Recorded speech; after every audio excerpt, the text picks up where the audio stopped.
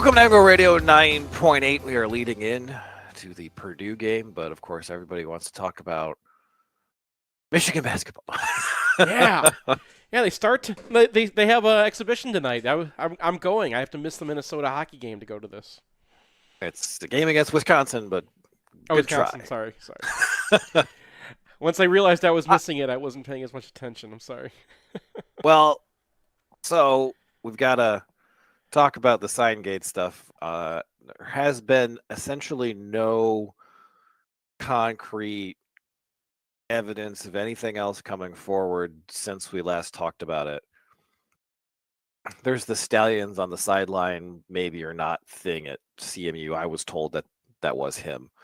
But in terms of what Michigan is looking at, it looks like everything that's out is all that's going to come out.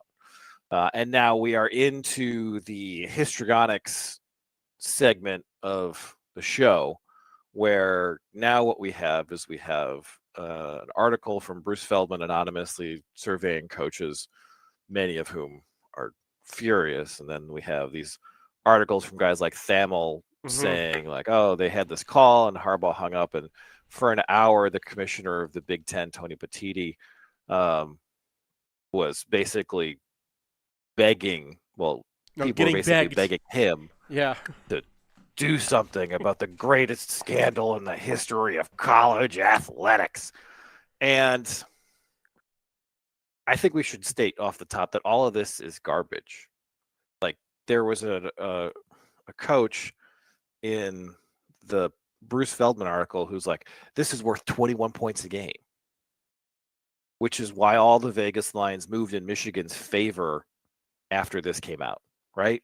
Like, Michigan has been found out. Stallions is no longer on the sideline. They no longer have a sign stealer on staff, period. We don't know that. Well, I would not bet the farm that Connor Stallions was the only man that had that capability. In any case, any reasonable team playing Michigan could very well go to wristbands and completely defeat Michigan sign stealing. And Vegas has reacted in no way whatsoever to this news.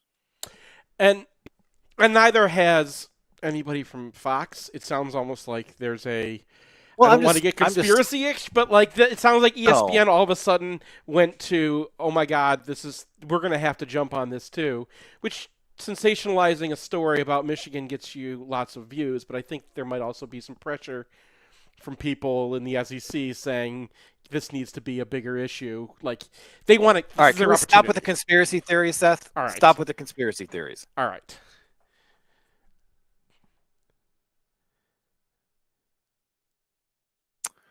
But most of the things that that are being said in the media right now are being communicated anonymously from coaches. And then when they get in front of the actual media and have to put their names behind it, they aren't saying anything like this. So, like, what's the problem? If this is really such a big scandal and that everybody is outraged about it, why can't you put your name on it? Like, Ryan Walters came out and put his name on it, and I have some level of respect for that. That's fine. But, hiding behind the cloak of Pete Thamel is like, that's cowardly behavior. And I mean, the richest thing about all of this is that they do put someone's name on one thing, and that's Michigan State Athletic Director Alan Haller. Yes. Had some sort of tearful plea about his players possibly getting injured because Michigan knew their signs. When, one, they went to the sideline for their first two drives performatively, and then they stopped. And I just want someone in that room to ask Alan Haller, if you were so concerned about the health and safety of your players because of Michigan sign stealing, why did you change what you were doing 2 drives into the game?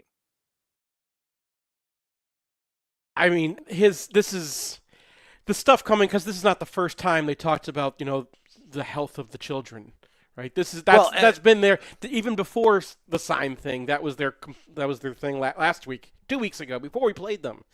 He was someone thinking of the children. But I mean, for Michigan State in particular, this is every accusation is a confession, right? is what happens in that game. What's the only dirty hit in that game? That's Spencer Brown trying to take Braden McGregor's head off. Right. And he gets ejected. And what happened last year? Did Michigan physically endanger the health of any Michigan State players after that game? No, they didn't. They didn't. So you want to talk about a scandal that endangers the health and safety? You're talking about your own school. And it's clear that they've learned nothing from this, and this will happen again. That's just Michigan State for you. But right now there's a push to, quote, do something. And yesterday, a lot of the premium sites started coming out and saying that they were hearing that a suspension for Jim Harbaugh was coming down the pipe. Mm-hmm. Which seems to be the result of that Big Ten phone call. That I hear you guys, we're going to do something, and then the question is, what can they actually do? Because I think you're the one who said the Big Ten only can suspend for 2 games under their bylaws. Well, the commissioner can suspend for 2 games, and that anything more than that has to go to a board of the athletic directors, and then they have to approve it. So I imagine we're going to get Jim Harbaugh would probably get approved, but if he does that, he has to go through that extra hoop. Is there an investigation that has to happen as far as these hoops? I don't know. Do they need evidence of anything I have no idea. Yeah. Given what we've heard from the contract negotiations going on at Michigan, they must have gone through everything and seen that there is absolutely nothing linking Harbaugh to any knowledge of what Stalions was doing off the books.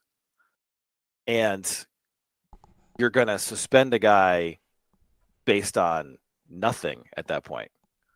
And, the NCAA does have that coach responsibility by law, but the Big Ten doesn't.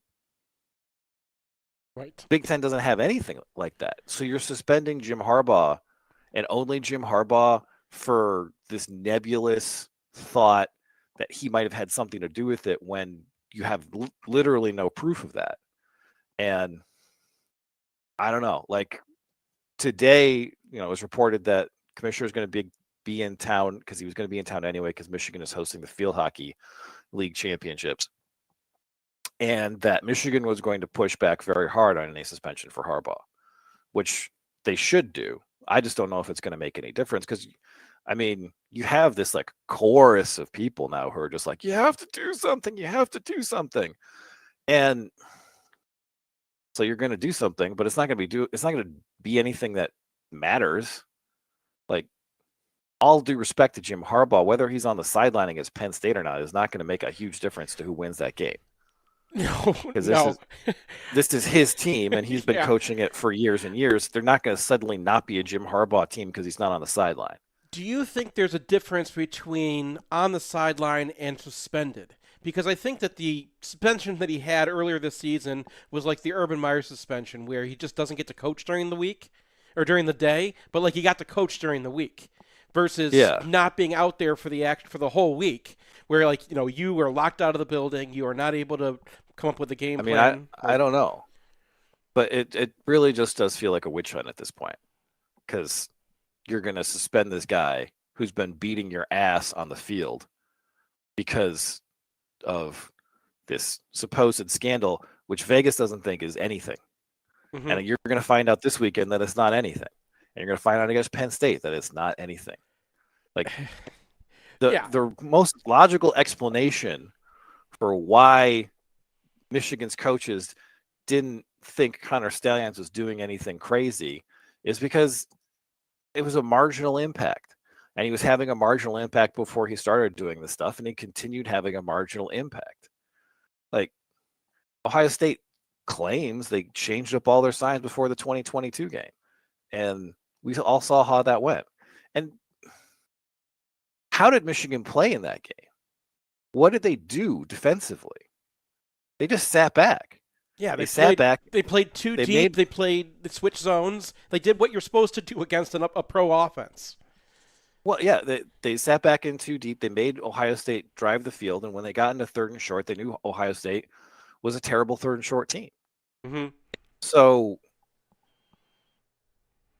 why would they play like that if they knew the signs?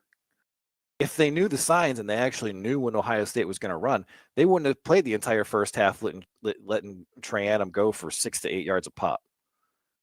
That's not how you would play if you actually knew the opposing team's signs. So what are we talking about here? Nobody's interested. I mean, you're talking to the same people who keep on repeating the line of like Harbaugh was X and Y versus the Big Ten before 2021. He was 2-4 in 2020, and then all of a sudden they get good. If they, I mean, they don't even hear themselves because what they're saying is that Connor Stalions is the only reason Michigan's been winning games since 2021. That's what they're saying. The guy making $55K a year is the one who's responsible for it, not the 20 draft picks on this team. Right, and I mean, it's ridiculous. And it's cope. It's cope. Yeah, like Ohio State fans got their brakes beat off them the last 2 years, and now it's like, oh, that didn't count. That didn't count because they had our signs. Michigan could have held up a sign that said Hassan Haskins power right in 2021 and still won that game. Yeah. We just talked about 2022 when they supposedly already changed up the sign. So what are we talking about here? Well, what I was trying to mention before is that I think that because we're hearing from people from the insiders that like Michigan absolutely knows more than they can say right now. I think that's fair, right? That Michigan has information that's affecting their decision to sign to go ahead with Jim Harbaugh's contract, which is definitely not public at this point. And I don't know, man. This is not conspiracy talking here. I'm not talking about ESPN or anything. I'm just talking about as far as the Big Ten opponents who see an opportunity right now when the media ecosphere is at the highest pitch to do something now, because if they let it wait and they let an investigation play out and we get the facts on the table, it's not going to look as bad. And I can't imagine that they honestly believe the things that they are saying right now. It's too wild. It's too out there. It's too insane. Even a lot of their fans are saying, "Dude, dial it back." It's impossible they actually believe what they're saying. So I think that they see the iron is hot. Well, I mean, there's also these coaches on the call that are like, "Oh yeah, all their wins this year are tainted." It's like, really? Well, you thought what was going to be different about 49-0 if Michigan didn't have Connor Stalions ever associated with the program? Like, what about that was going to change? So, I mean, they're forced because of the way Michigan's played this season to make up these elaborate fictions about how valuable this was because Michigan has beaten everybody by 40 points. Yeah. If I can burn my hot take. Yeah, I mean, if I could burn my hot take right now, that I was kind of thinking about this weekend, is that Michigan should just erase 21 points off of every game this year. If that's what they think. What they should do is in the third quarter against Purdue, just hold up whatever play they're running. Just feel like, this is what we're doing, guys. Try to stop it with your man coverage. Oops, didn't work. I mean, I'd like to see them do something. Because right now they're just kind of sitting and taking it. And they're just letting everybody else run wild. And there's been no comment from them. There's things that you can't say about the investigation. But Ward Manuel could sit down at a press conference and talk about the media circus surrounding this. Yeah. That's not the investigation. But he doesn't. Because he doesn't do anything. When's the last time he said something that was helpful? You know, the one good thing about Dave Brandon is when Stretchgate happened, he had treated it with the contempt it deserves. Right. It turned out that he treated everything with that same contempt.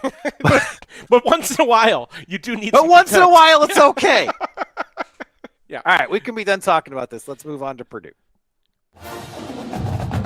Want the perfect game day outfit? Underground Printing has unique, great-fitting U of M apparel and officially licensed apparel from legendary Michigan names like Woodson, Howard, Ufer, and more. UGP also specializes in custom printed apparel and promotional items for groups, events, and businesses. Whether you need one shirt as a gift or 1,000 shirts for a charity walk, Underground can customize almost anything for groups large or small. To learn more, visit Underground Printing in one of our 3 convenient locations around Ann Arbor or online at undergroundshirts.com.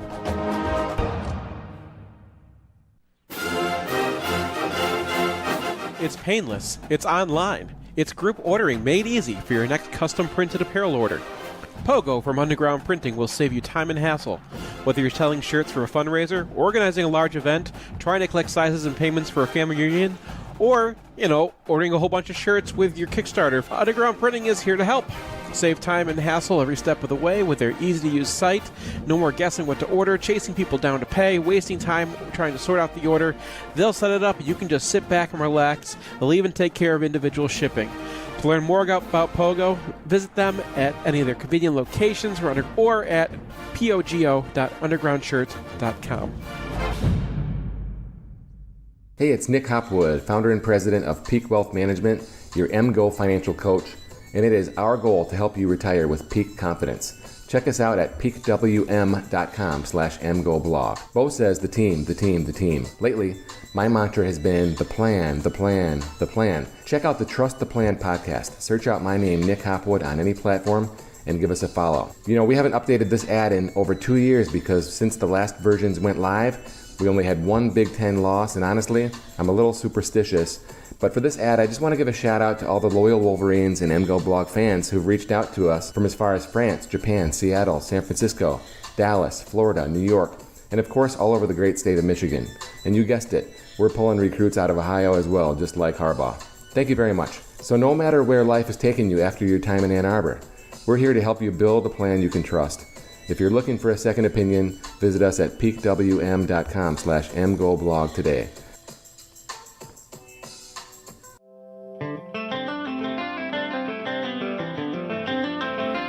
Winewood Organics is Ann Arbor's only cannabis microbusiness for adults 21 and older. They're a grower, processing lab, and dispensary rolled into one, cultivating and producing flower, old-school hash, edibles, CBD products, and more. You can find them across the street from Kroger on South Maple, just west of downtown, and at winewoodorganics.com. Veterans and MedCard holders save 10% on all orders, and first-time customers save 25% as long as you're not wearing scarlet and gray.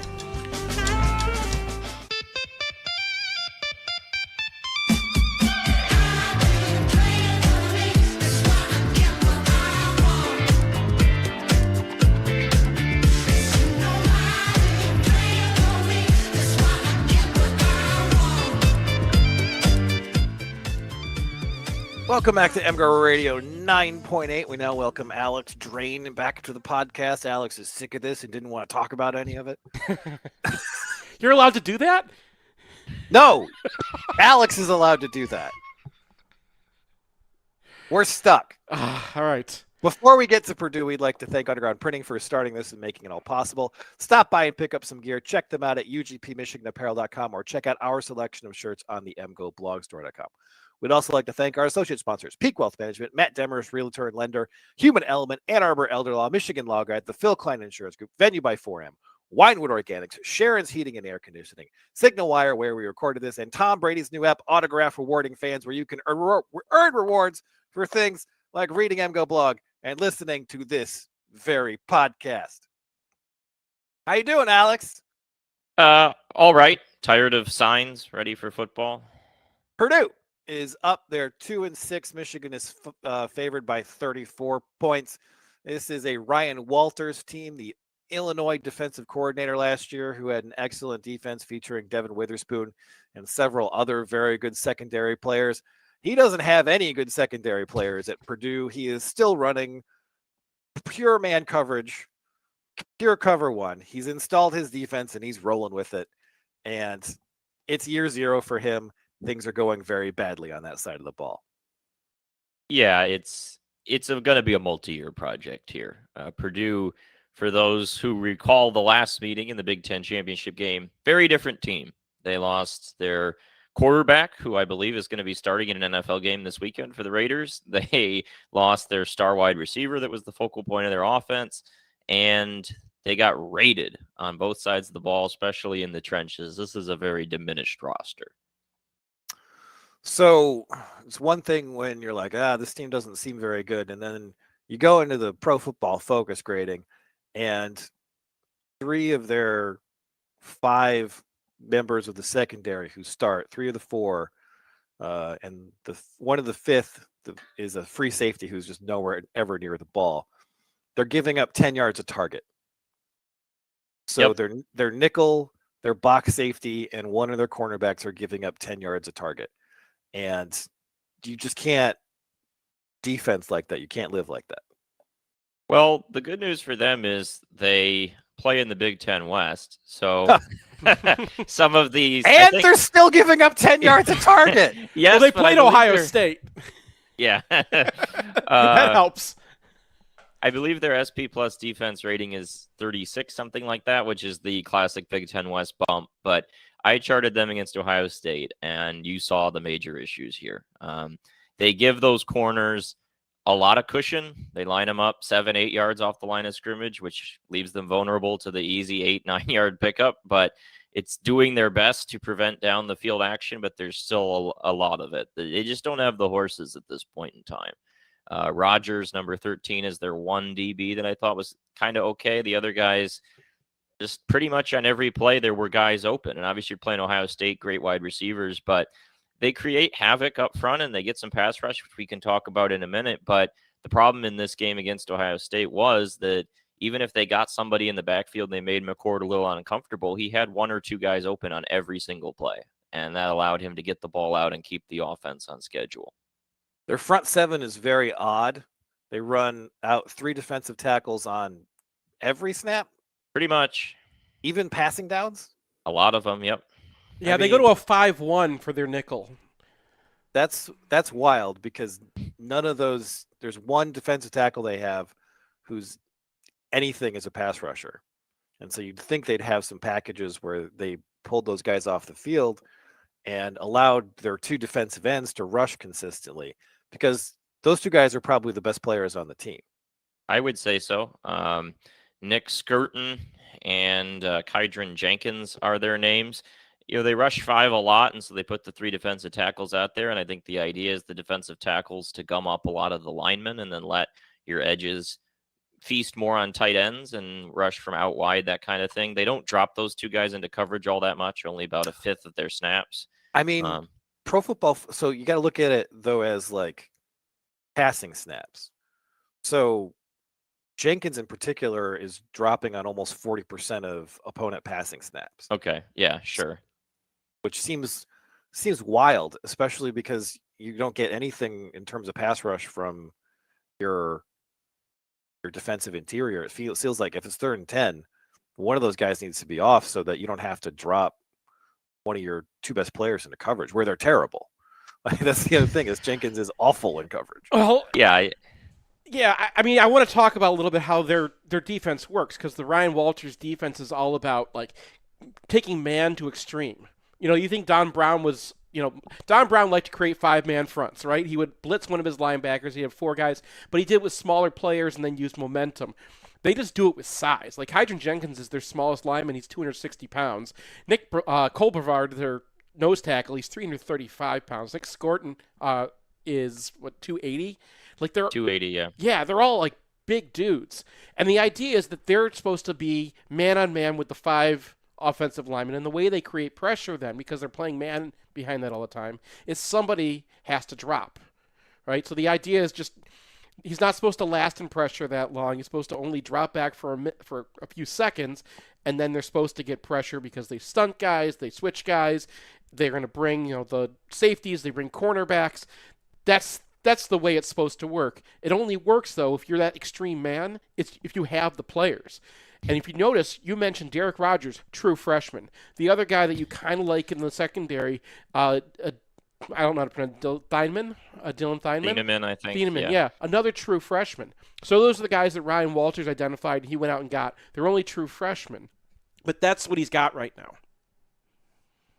Yeah, and it's worth pointing out with Skirton, I put this in the piece, but his pass rush grade on PFF is really, really good. It's higher than Chop Robinson's. It's Top 10 among all edge defenders. It's top 2 behind Aaron Lewis among all edge defenders with at least 250 snaps this season in the Big Ten, by the way, not the country. But point is, Jenkins and Skirton, even if they don't rush as much as we would like from a schematic standpoint, are really talented players. And Skirton had a strip sack on McCord.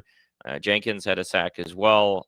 Jenkins, I think, has 7 sacks on the season. So this is going to, at the very least, give us a little bit of interesting data points in terms of Michigan's pass protection against some really talented players. Yeah, and I think that's going to be the most interesting thing about this game, because Michigan's going to win it by a lot of points. But Ladarius Henderson has not been tested by an NFL-level defensive end yet this year. And now he's got 2. He's going to get 1 on every play. And we're going to see how he is at dealing with guys who should put his switch out to left tackle under threat. And I don't think that it's going to go that badly, but there could be some hiccups there. And then you're looking at whether Penn State gets Robinson back or his backup back for the Michigan game next week. And then you're looking at the 2 defensive ends for Ohio State down the road, who are much better this year than they were a year ago, by the way, at getting the quarterback. They've taken a big step forward. Yeah. I think the biggest thing in this game is just going to be on that side of the ball is just JJ's ability to find the open man, get the ball out, right? Like they're going to send guys, they're going to probably get some pressure here and there, but if it looks like the Ohio State game does, if JJ does his thing against pressure and is able to throw off his back foot to a wide open receiver, which there probably will be, then Michigan's offense shouldn't have a ton of problem moving the ball. And you noted in your piece that they blitzed on 70% of snaps against Ohio State. Now blitz is it's relative when you play a 5. Yeah, it's they like to create pressure, but a lot of it's just playing a 5-man front. But they do pepper in the corner blitz, sometimes send the linebacker. It's quite a bit higher than Illinois last year. When we charted Walters, he was more around 50%. But yeah, that was their approach against McCord. Was blitz, blitz, blitz, blitz, blitz, blitz, blitz. Hope it throws him off, and it did every so often. But unfortunately, you got Marvin Harrison Jr. against a true freshman. Yeah. I mean, Marvin Harrison Jr., there is no timer, right? Like 3 steps and he's gone. But I think the idea of the defense right now is you can only play man for so long. You're on a timer. So if you don't get to the quarterback and don't move him off his spot, somebody's going to be getting open. And that's really the key to this game is like they're going to probably use the safety to cut off Roman Wilson because that's what you have to do, which means can Cornelius Johnson create space for himself on a 2-way go? Can we just toss the ball up to Colston Loveland? Or, that Michigan has the players to do that. A.J. Barner can get contested passes. We saw the one against Michigan State. If you can, there's not going to be any contested catches in this game. Well, I mean, if they're playing man, that's what you get. Is you're going to have somebody dragging behind at least. If they're playing man and they're any good at it, yes. But I got a problem with the Purdue run defense, and it's that their stats don't make any sense. Okay. So they've given up more 20-yard runs and more 30-yard runs than anyone in the Big Ten. They're second from the bottom in 10-yard runs. Okay, that's fine. They give up a lot of big runs. Whatever. They got a 5-man front. It either doesn't go very far or it goes pretty far. They're 78th in success rate allowed, and they're something like 33rd in EPA per play allowed. That doesn't make any sense. That those 2 sets of facts don't go together. So I'm baffled. That's all I had. I mean, it's the nature of a 5-man front, right? They're Don Browning. It's not though. It's so you have a high success rate. Yeah. Allowed, which means that you're stopping. You're not. I mean, your success rate is fairly low. It's 78th in success rate allowed. Yeah. So you are giving up a small, like a number of successful plays, but the EPA per play being good for Purdue implies that they're not giving up a lot of long runs, but they are. So what's going on?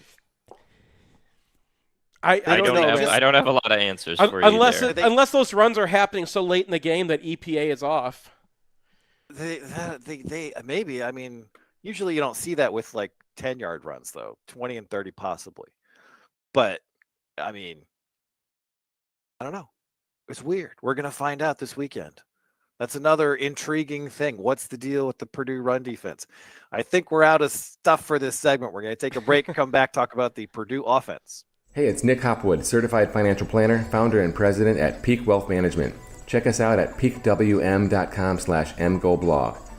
When you're watching the game, everyone knows what the score is. But you might be at halftime of your career. Do you know what the score is? Are you winning, or do you need to play catch-up? If you're behind in the second half of your career financially, we may need to run a hurry-up offense like John Navarre in the 2003 game at Minnesota, or run a three-quarter court press after a made free throw like Coach Howard likes to call. My team of CFPs at Peak Wealth Management are here to help you understand what the score is and what you need to do to win. Your spreadsheet doesn't tell you the score like we can. If you're going to spend all your free time watching replays of the 2021-2022 Ohio State games on repeat, you need to outsource your financial planning and investing with us at peakwm.com/mgoblog. At Peak, our goal is to help you retire with peak confidence. The only thing we can be sure of about the future is that it will be absolutely fantastic. I'm thinking of the incredible breakthrough made possible by developments in communications. Arthur C. Clarke's 1964 vision is now reality with SignalWire, a cloud platform that enables developers to build the applications that will reshape the future of communications. These things will make possible a world in which we can be in instant contact with each other wherever we may be. You can add cutting-edge, real-time video and audio to any product, website, or application with APIs and SDKs for developers of all skill sets. SignalWire is optimized for high quality and low latency communication functionality for video, voice, and text messaging capabilities. Almost any skill could be made independent of distance. Men will no longer commute, they will communicate. See for yourself at signalwire.com. Use code 2021 and receive $25 in developer credit. Go to signalwire.com. SignalWire Communications OGs, original geeks of programmable communication. Hi, I'm Pete Cavarilla, owner of Sharon's Heating and Air Conditioning. We've been servicing Ann Arbor and Metro Detroit for over 40 years, and we know that the last thing you want to worry about is your heating and cooling system breaking down. Right now is a good time to sign up for our preventative maintenance plan, so you don't have to worry about it in November when the fourth quarters get interesting. Our maintenance members also get discounts and service calls, and you can rest assured our team plays tough in sun or snow and have never been called soft by Lou Holtz.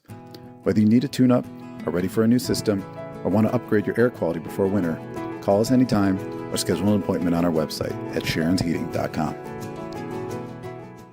In southeastern Michigan, the yearly cost for a nursing home averages approximately $100,000. It doesn't have to, though. Reed McCarthy founded Ann Arbor Elder Law after handling a tricky situation for his own family. Years of experience later, his boutique firm works with clients across southeast Michigan, dealing with Medicaid planning, long-term care, and tax, disability, and family law, not to mention family dynamics. If you have a family member who may need that level of care, or if you're ready to start your own estate plan, Reed can give you a plan for the future. Visit AnnArborElderLaw.com or call 734-945-9693. That's 734-945-9693. And I'm swimming in the dark. I need the cool love. And I'm frozen from the start. Frozen from the start.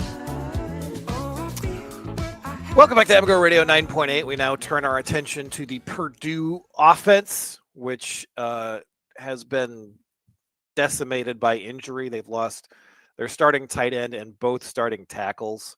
So good luck, guys. Hudson Card transfers in from Texas after he looked pretty good for Texas in relief of Quinn Ewers a year ago. Looks less good playing for Purdue. He's coming off consecutive games where his yards per attempt are 3.9 and 3.1. One of those was Ohio State. Okay. One of those was Nebraska, which is less good. I was still a little surprised to see him get the cyan from you, Alex.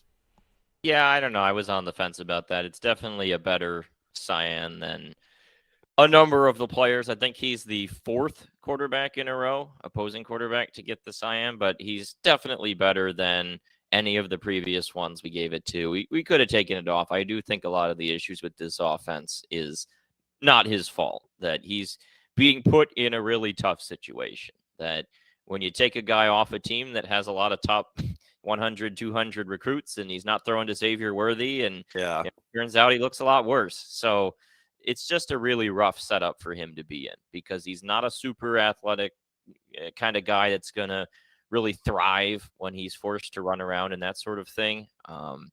And their offensive line's a mess. And it wasn't good to start the season, and now it's depleted heavily by injuries. And I also don't really think he has any real weapons to speak of in terms of targets to throw to. No, and Pro Football Focus ranks every target that Hudson Card has in their zone. They're like all between 66 and 63, which is what guys who have never played a snap get, basically. So nothing has given Pro Football Focus an opinion about any of these guys. They're all ciphers. And, they do bring back Devin Mockabee, who was pretty good a year ago, and they've converted former Iowa receiver Tony Taylor into sort of a Tyrone Tracy. Tyrone Tracy. Yeah. Sorry, guys. Tyrone Tracy. Other Iowa transfer. Anyway, yeah. So these guys have a pretty good yards per attempt. The problem for Mockabee is that he's fumbled 6 times this year. Yeah, that's a bummer for him. But the biggest issue here, really, to me, with the running game is that the blocking in front of him. Because I do like Mockabee quite a bit when he's holding onto the ball. And Tyrone Tracy's had a nice season on the ground. But against Ohio State, and I've used that game as a comparison for Michigan, there just wasn't a lot of blocking. On the off chance they gave any of their running backs room to run, then they looked pretty good. And I like those guys. They're talented players, but it was a bloodbath in terms. Everything but that first drive was brutal for the Purdue offensive line. And we have a pretty good bar for what Michigan's defensive line is. And so I just kind of struggle to see a world where there's going to be consistent room for Mockabee or Tracy to really do what they can do on the ground against Michigan. Yeah, I am interested. Sorry, go ahead. I am interested to see how Michigan's defensive tackles do rushing the passer in this one, because the one thing that does stick out about the players that Purdue has available is that their interior 3 are grading out very well in pass pro. So if Michigan's DTs are able to get to the quarterback, that'll be a good sign. Go ahead, Seth. Oh yeah, that's basically exactly where I was going. They stole Jalen Grant, who was like the one good offensive lineman on Bowling Green. They have Gus Hartwig back and Preston Nichols back at the other 2 spots inside. And I mean, those guys, they're a little bit small. Michigan pushed them around last year. Gus Hartwig was actually injured for our game last year, but they run a zone. They run stretch zone a lot. So they're trying to run between those guys. And, if they can't do what Minnesota did, right? If Michigan's not just hanging back and letting those guys double somebody, and they have to go outside, they're not winning anything. They're a Holgerson air raid. They grabbed Graham Harrell, who was the OC, I think, for 1 or 2 years at West Virginia. And he's, supposed to continue the air raid stuff. But it doesn't really work if you can't run off tackle. That's kind of what the West Virginia offense was always about. And they just don't have those guys right now. I don't like any of their tight ends. The tight end who was kind of emerging this year is Max Clare, and he's probably going to be a dude down the road, but he got injured, so now they're back to using Garrett Miller again. He's just useless, and they just go 4 wide. Should point out that Clare was a true freshman. Yeah, yeah. So. Yeah. When your true freshman gets injured, the guy behind the true freshman tight end is no good. Right. Right. Never happened. It's like, oh yeah, here's the 5th-year guy we got at tight end. Right. Who's coming in, and he'll be good, despite the fact we were playing a true freshman over him. Yeah, it's not just him. There's 3 tight ends. There's George. There's another freshman that they're trying to throw out there right now who's still like a wide receiver size, and then there's like a 3rd-year player who looks more like a fullback who doesn't do anything either. So there was a reason they were playing the true freshman. Special teams is notable because Purdue has tried 2 kickers this year, and they are collectively 3 of 10 on field goals. It was brutal against Ohio State. They went, I believe, 0 for 3 from field goal range, and that game was encapsulated by a drive where Purdue got 1st and goal from the 1, eventually had to attempt a 35-yard field goal, and missed it. And that was like all you really needed to know about that game. Also, both of their kickers have missed an extra point. Yes. And Purdue is not scoring that many touchdowns, fellas. Like it's they've had 21 extra point attempts this year. They've missed 2, so their kicking situation is a complete disaster. They did get a kick return touchdown in their opener against Fresno State. Their punter is very boring. He's not good, but opponents only have 56 return yards on him all year because he kicks it short. Yeah, we saw him last year. He's the Australian guy. Yeah. All right. Score predictions. Seth Fisher. 45 to 2.3. Alex Train.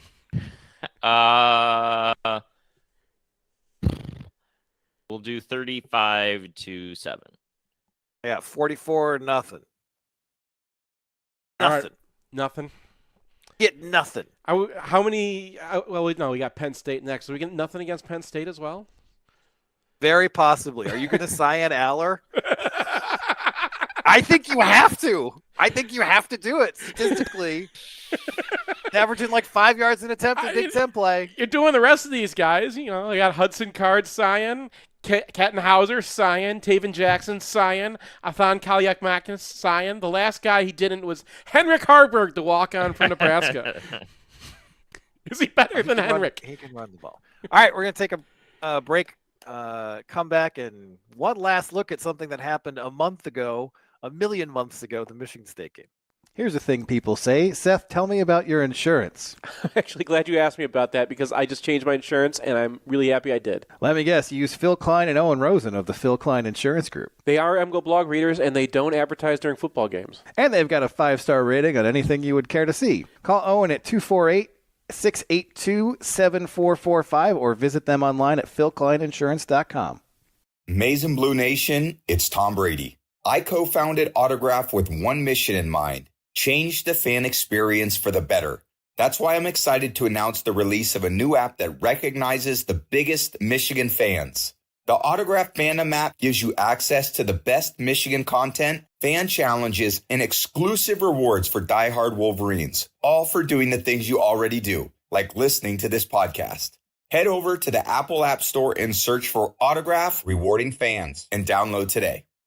It can be a rough ride along the information superhighway. That's why we build our e-commerce websites tough enough to handle the load. With the capacity to take hundreds of simultaneous online transactions and the stability of load-balanced, co-located server architectures, a website from Human Element performs in the roughest conditions. Thousands of products? No problem. We'll throw in the tools to manage them with precision and efficiency. All with a design slick enough to make you think your girlfriend might be impressed. So load it up and hit the gas and let Human Element show you the way. Special offers available for returning lessees. Financing available with approved credit to qualified buyers. Client participation may affect savings. Optional equipment available at additional cost. See human-element.com for details. I can't believe I'm doing this. If you find yourself in the penalty box, you want a Michigan man arguing your case, call criminal law attorney and former prosecutor Jonathan Paul tonight. It's 248-924-9458 or visit his old website at michiganlograd.com.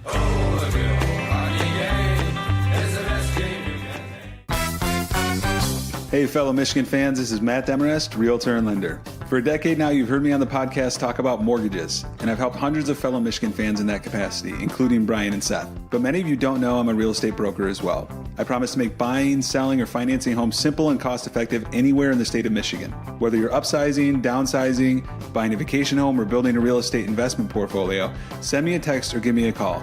It's never too early to make a plan, and the call is always free. My number is 734-882-8194. Again, 734-882-8194. Or you can find me online at realtorandlender.com. That's realtorandlender.com. Whether you want to buy, sell, or finance a home, or even all three, I promise to provide the experience so many of you have come to expect over the years. And as always, thank you, and go blue. NMLS 1011726, Equal Housing Lender.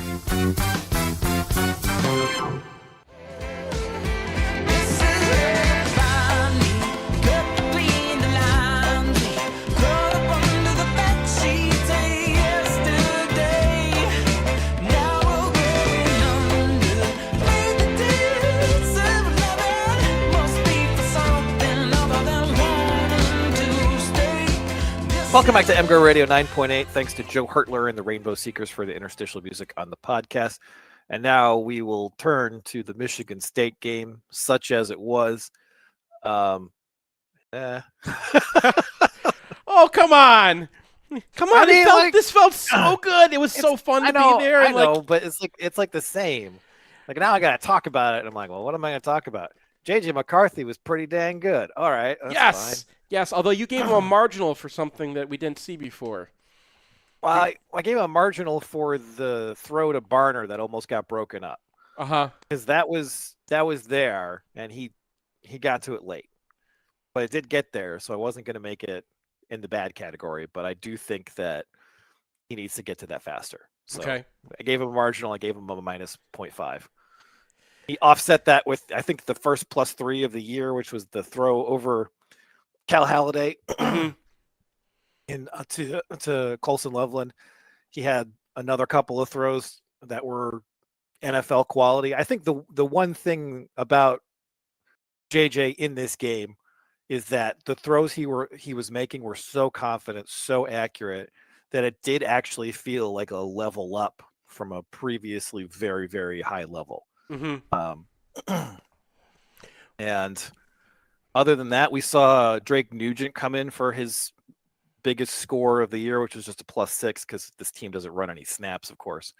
But they were running that double A gap blitz pretty consistently, and he was picking it up every time. I thought he had a good, encouraging performance, and his grading this year for me has not been great, but that's just because I haven't been grading many of his blocks.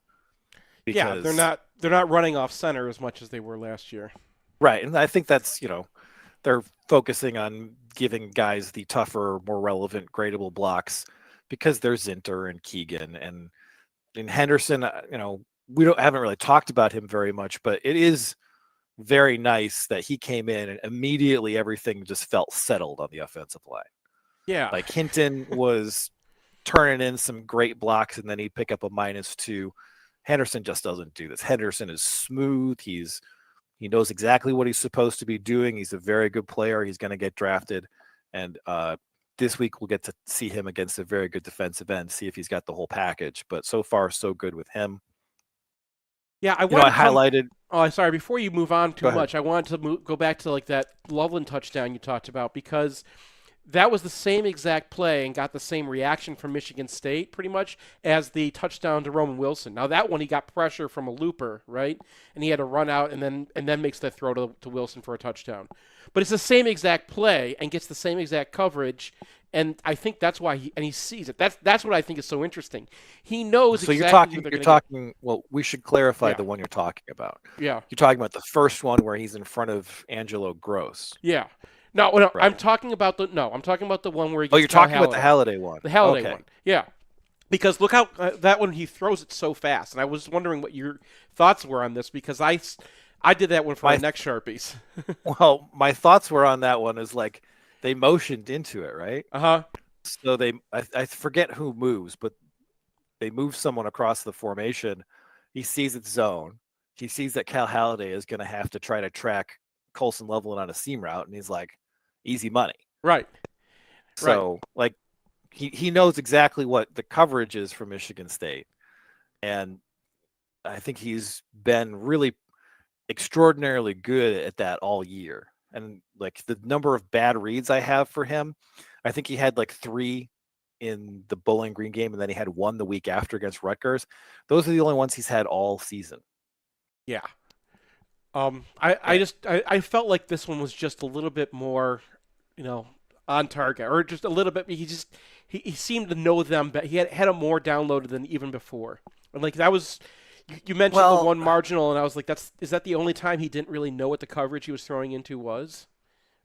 Well, there is sort of an Ohio State 2021 thing happening here, right? Mm-hmm. So Mel Tucker gets fired. Harlan Barnett gets elevated. Michigan State is very simple.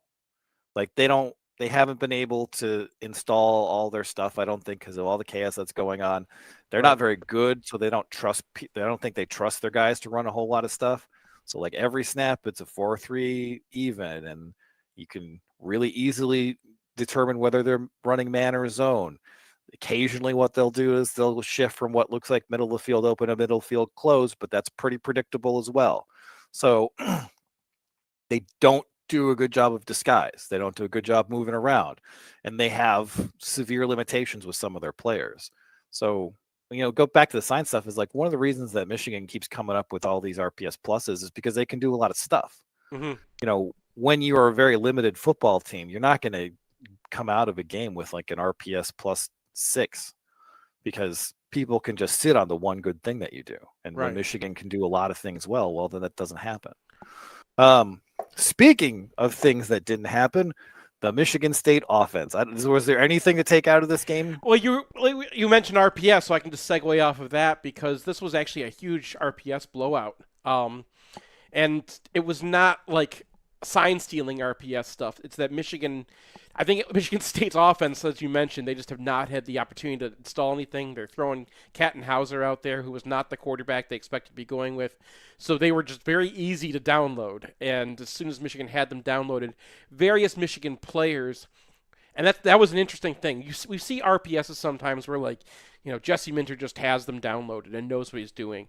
There was some of that in this game. There was also, I think, players generating RPS where they know exactly how to line up. Braden McGregor was doing this a couple times. He shifts in a little bit right before they're about to run off the opposite direction. And they zone read him, and then he shows up right at the zone read, and he tackles the guy on the handoff. And he sets that up by shifting inside right before the snap.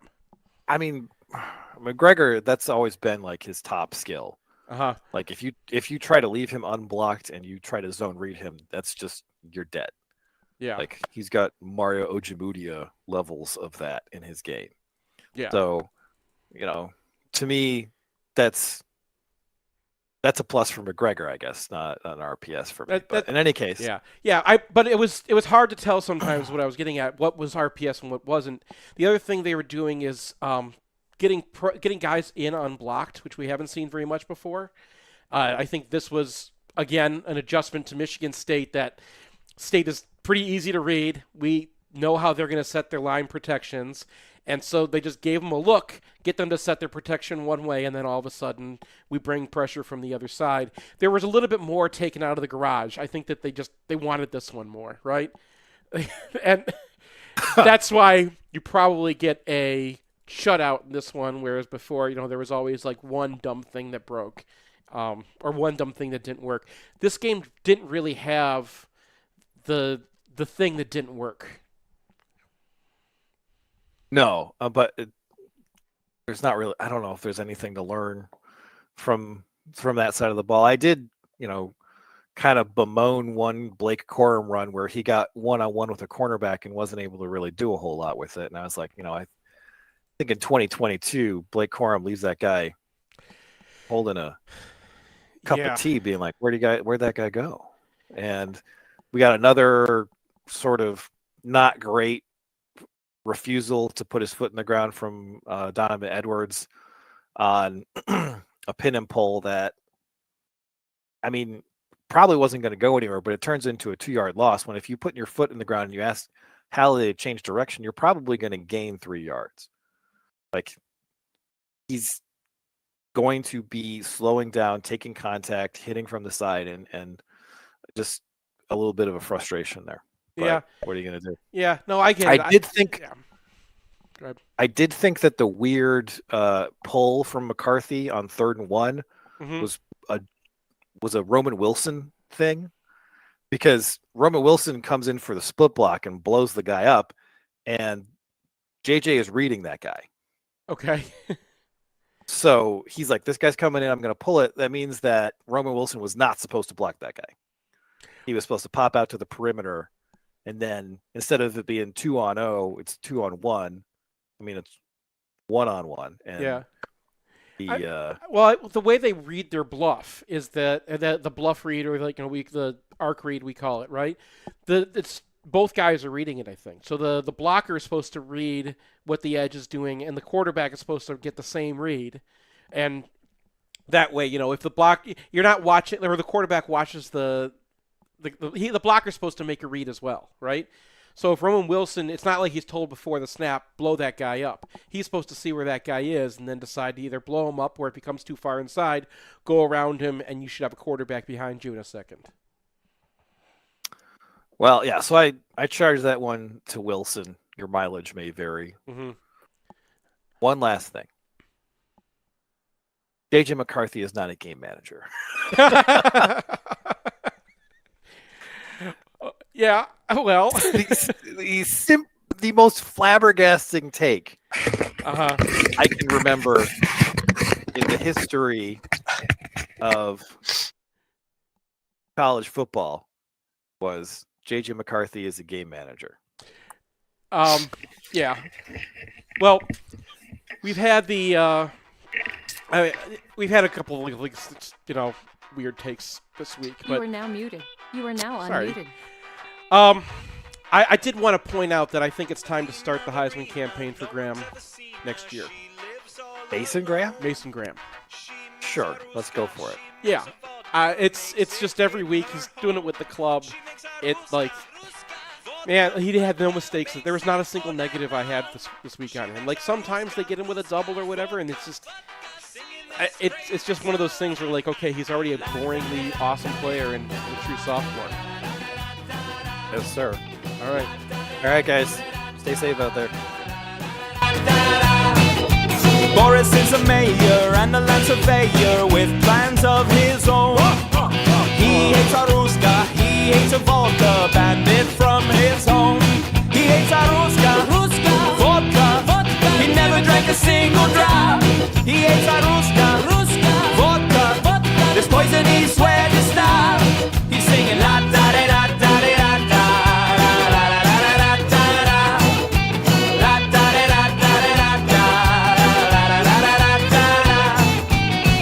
One day Boris was visited by demons in